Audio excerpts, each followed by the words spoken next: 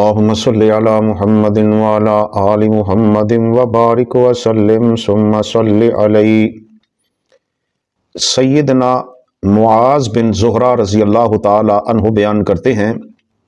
کہ نبی مکرم صلی اللہ علیہ وآلہ وسلم جب روزہ افطار فرماتے تو یہ کلمات پڑھتے: اللہم لک صمت وعلی رزقک افطرت، اے اللہ میں نے تیرے لیے روزہ رکھا اور تیرے ہی رزق سے افطار کر رہا ہوں۔ دوسرے الفاظ سنن ابی داؤد کے ہی ہیں کہ آپ صلی اللہ علیہ وآلہ وسلم جب روزہ افطار فرما لیتے تو فرماتے: ذہب الظمأ وابتلت العروق وثبت الاجر انشاء اللہ، پیاس ختم ہو گئی، رگیں تر ہو گئیں اور انشاءاللہ روزے کا ثواب پکا ہو گیا۔ یہ کلمات نبی مکرم صلی اللہ علیہ وآلہ وسلم روزہ افطار کرتے ہوئے آپ پڑھتے۔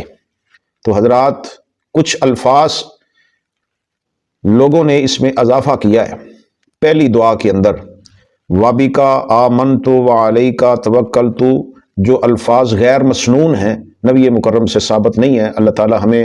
صحیح سنت کے مطابق ہر عمل کرنے کی توفیق عطا فرمائے۔